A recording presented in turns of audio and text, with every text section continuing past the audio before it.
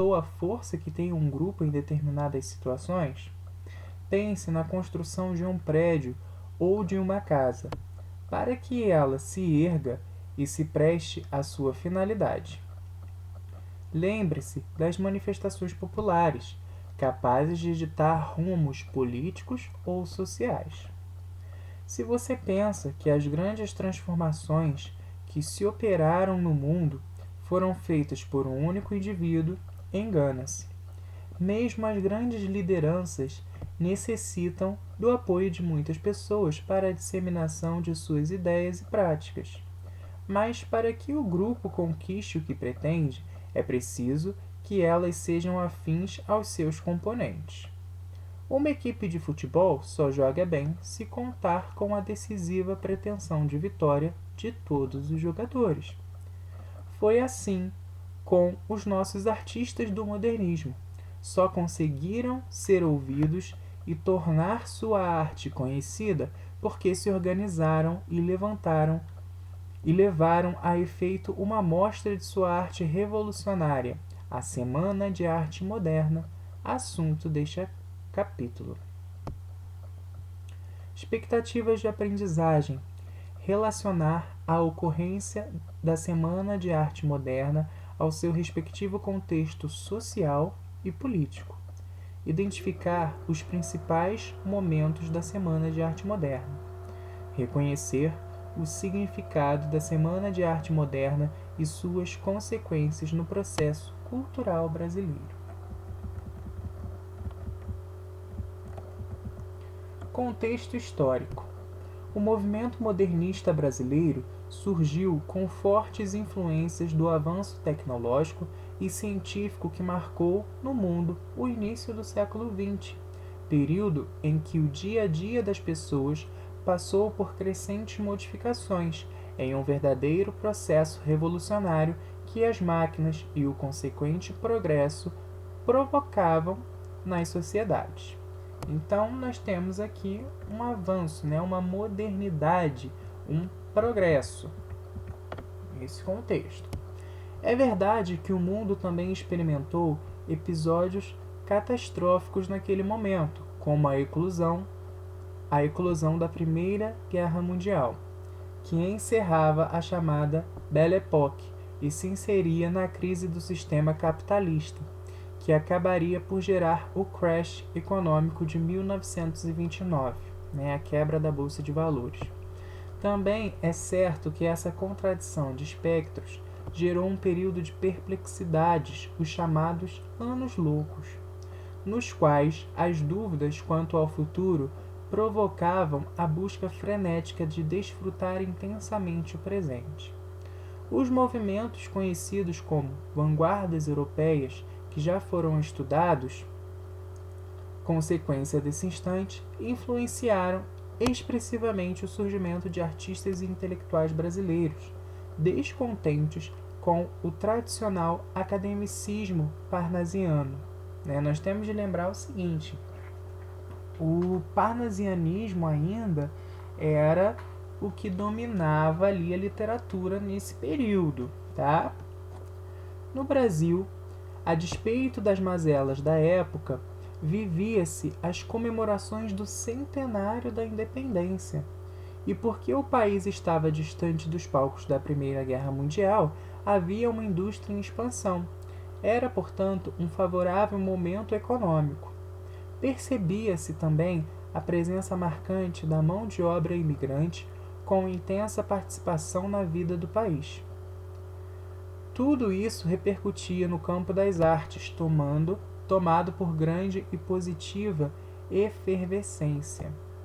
Esse destaque ali dado, 1922, comemorava-se então 100 anos da independência. Entretanto, se nós pararmos para analisar, a literatura ainda era uma literatura colonial. Por que era uma literatura colonial? Porque, embora o Brasil tivesse se tornado independente, a literatura produzida seguia os moldes europeus, seguia os moldes portugueses, Então, E essa questão da independência, do centenário da independência, irá influenciar muito o movimento modernista, tá?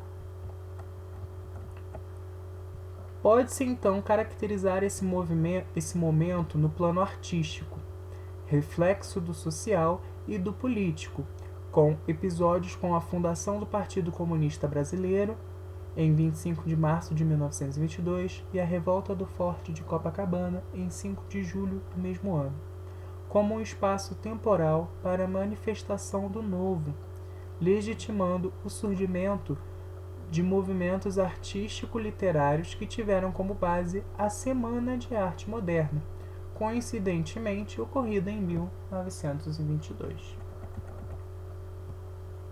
Antecedentes da Semana de Arte Moderna. Viu-se que, na chegada dos anos 20, surgiram várias manifestações que postulavam um desejo em comum, a reformulação total dos princípios da arte, a reformulação total dos princípios de arte, apagando ou tentando apagar tudo que até então havia sido criado. Foi nesse clima imposto pela vanguarda europeia que surgiram as primeiras manifestações de renovação da arte no Brasil. Então, percebam o desejo de renovação, de algo novo, tá? Oswald de Andrade, que viria a ser um dos célebres modernistas, inaugurou um jornal satírico no qual passou a criticar a literatura certinha do parnasianismo e pouco tempo depois voltou da Europa trazendo a influência futurista. Começou, então, a divulgar uma nova arte relacionada ao progresso técnico e à anulação do passadismo acadêmico. Lazar Segal, pintor lituano, após sua chegada ao Brasil, promoveu uma mostra de obras expressionistas alemães, que passou despercebida da imprensa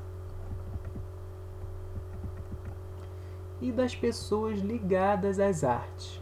Em 1915, ocorreu a exposição de pintura cubista de Anita Malfatti, apoiada pelo também pintor Di Cavalcanti, igualmente sem muito sucesso. Além disso, registraram-se várias publicações de poesia de influência parnasiana por parte de autores que mais tarde aderiram à nova ordem da arte. Mário de Andrade publicou o livro Há uma gota de sangue em cada poema, em 1917. Guilherme de Almeida publicou o livro Nós, em 1917. Manuel Bandeira, A Cinza das Horas, também em 1917. Menotti del Pincia, o livro nacionalista, mais ainda na linha parnasiana, Juca Mulato e Cassiano Ricardo, A Flauta de Pan, ambos em 1917. Esses livros, apesar de publicados por futuros expoentes do modernismo, ainda apresentavam moldes da poesia bilaquiana, que tinha a preferência da maior parte do público. Depois de voltar ao Brasil, Anita Malfatti fez sua segunda mostra de pinturas e ilustrações, incluindo caricaturas, sendo criticada duramente por Monteiro Lobato, em um artigo intitulado Paranoia ou Mistificação, do jornal O Estado de São Paulo. Por causa das críticas de Lobato, a artista só voltou a pintar depois de 5 anos. Esse era o clima artístico-cultural antes de convergirem as novas tendências para a Semana de Arte Moderna.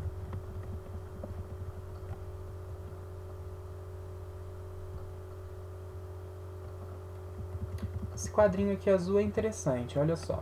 O sentimento nacionalista no entorno da Semana de Arte Moderna. A época da germinação da Semana de Arte Moderna, nos anos 1900, foi de recuperação econômica do país, que passou a basear sua economia na agricultura, uma vez que as grandes riquezas exportáveis eram o café, o algodão, a borracha e o cacau. Por resolução da Comissão Arbitral de Genebra, o Brasil obteve a anexação do Amapá, antes pleitada por França e Holanda. Da mesma forma, mais tarde, o Acre foi incorporado ao nosso território, comprado da Bolívia sob a condição de se construir a estrada de ferro Madeira-Mamoré, acordo negociado pelo Barão do Rio Branco. Todas essas conquistas político-econômicas fizeram voltar um sentimento nacionalista em boa parte dos brasileiros. Isso começou a refletir na arte, que, como se sabe, absorve o pensamento de determinada época sob a forma de mudanças e inovações que atualizavam a literatura e as artes plásticas, vinculando-as aos novos valores, não só brasileiros, mas mundiais. Para fortalecer ainda mais esse sentimento, Santos Dumont voou em seu 14 bis e Rui Barbosa, grande jurista, orador e escritor da época, brilhou na Conferência de Paz de Haia. Por outro lado, o período foi marcado por uma tragédia, o bombardeio de Salvador, ordenado pelo presidente Marechal Hermes da Fonseca por uma causa política, a defesa de seu candidato ao governo da Bahia. O saldo foi desastroso. O incêndio da biblioteca pública, a destruição de muitos edifícios históricos e um grande número de mortos. Bom, o que a gente precisa destacar aqui é esse sentimento nacionalista, né? Um sentimento de nacionalismo retornava para grande parte dos brasileiros. E é esse sentimento nacionalista responsável também pela primeira fase do modernismo brasileiro. Durante a Semana de Arte Moderna, bastou que Di Cavalcanti sugerisse a realização de uma semana de escândalos com o objetivo de mudar a ordem artístico-cultural vigente para que a ideia fosse disseminada entre os autores mais jovens. Ela carecia, porém, como toda novidade que se pretenda ver implantada, de apoio de alguém de renome. O escritor Graça Aranha, então, apoiou a realização da Semana de Arte Moderna. A semana não foi o início do modernismo brasileiro, mas sim 3 dias que serviram de ponto de convergência das várias tendências renovadoras que já vinham se manifestando no Brasil. Tais tendências, unidas nessa ocasião, tinham princípios em comum, como a liberdade de expressão, a identidade própria e a manifestação do nacionalismo. Foi assim que o que aconteceu nos dias 13, 15 e 17 de fevereiro de 1922, no Teatro Municipal de São Paulo, passou a se chamar Semana de Arte Moderna. No dia 13, iniciou-se a mostra de pinturas e esculturas estranhas no saguão do teatro. Tal exposição provocou uma reação altamente negativa do público que ali havia comparecido em massa, talvez mais por curiosidade que por interesse cultural. Ainda nesse dia, Graça Aranha fez uma palestra sobre arte moderna. Gente, o público, né, a gente precisa entender também, o público não estava acostumado com essas tendências europeias, né, com essa estranheza, né, essas pinturas e culturas estranhas. O público não estava acostumado a isso. O público estava acostumado à arte parnasiana, aquela perfeição formal, né? O público não estava acostumado com isso tudo. Então, essa semana de arte moderna, essas 3 noites, serão 3 noites assim difíceis para os artistas, porque o público vai criticar muito esses artistas. No dia 15, Menotti Del Pitta apresentou os novos escritores da época. Os espectadores reagiram com vaias e outros gritos de reprovação que se misturaram com poucos aplausos. As amenidades ficaram por conta da pianista Guiomar Novaes, que, aproveitando o intervalo do evento, apresentou alguns números de música clássica. A grande atração da noite foi a declamação por Ronald de Carvalho do poema Os Sapos de Manuel Bandeira, que criticava de forma caricatural a rigidez formal e temática da poesia parnasiana, ainda que a assistência se tivesse feito ruidosa para atrapalhar a declamação. Ronald conseguiu terminar a apresentação. E aqui nós temos um cartazinho, né, dessa semana de arte moderna, mais especificamente sobre o dia 17, né? No dia 17 de fevereiro, as apresentações musicais de Villa Lobos, em companhia de outros músicos, acalmaram o público, agora não tão numeroso quanto nos dias anteriores. Porém, à entrada de Villa Lobos, a assistência vaiou intensamente o músico, porque ele calçava chinelo em um dos pés e sapato no outro, além de vestir casaca. Segundo consta, o pé com o chinelo se justificava por um doloroso calo. Estava assim decretado oficialmente o modernismo, né? Então o público reagiu a essa semana de arte moderna muito mal. O público não aprovou essa semana de arte moderna, não aprovou as novas artes, né? Os novos autores. O público resistiu a essa modernidade na literatura. E essa questão do Heitor do Villa Lobos, né? O que acontece? O público achou que foi uma graça que ele quis fazer, foi um descaso que ele quis fazer com o público, e na verdade não foi, né? Ele estava ali machucado e por isso que ele entrou com o chinelo. Consequências da realização da Semana de Arte Moderna. Com exceção do jornal Correio Paulistano, as apresentações da Semana de Arte Moderna provocaram reações desfavoráveis da imprensa, que declarava os realizadores e os participantes como cretinos, débeis e até subversivos.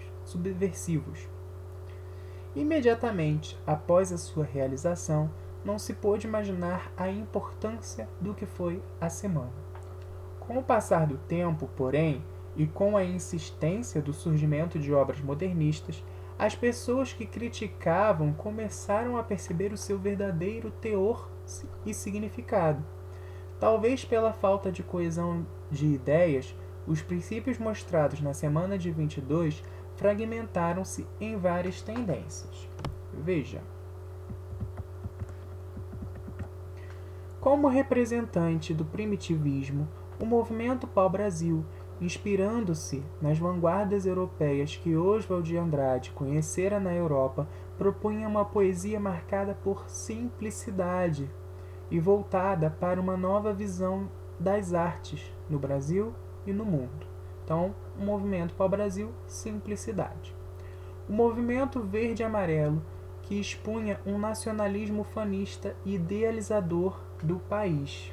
Então, nós temos a questão do nacionalismo ali proposto pelo movimento verde e amarelo. O movimento antropofágico, que não negava a cultura estrangeira, mas dizia que não se devia imitá-la. O movimento antropofágico ele vai dizer o seguinte, que o Brasil não precisava copiar, né, tudo que era estrangeiro, mas também não precisava negar. O que deveria ser feito era aproveitar o melhor da cultura estrangeira, né? Era deglutir o melhor da cultura estrangeira e, a partir daí, criar a cultura nacional. Os meios de divulgação e pregação da nova ordem artística foram as revistas Claxon e revistas de antropofagia. A significância da Semana de Arte Moderna na cultura nacional foi a de introduzir uma arte de libertação dos valores estrangeiros e servir de marco para uma cultura centrada nos temas brasileiros. E por que, né, gente, essa cultura centrada nos temas brasileiros? Muito disso decorre do fato histórico, do período histórico, né? O centenário da independência do Brasil. Tá bom? Bom, pessoal, Espero que vocês tenham compreendido então essa semana da arte moderna, né? Espero que tenha ficado claro.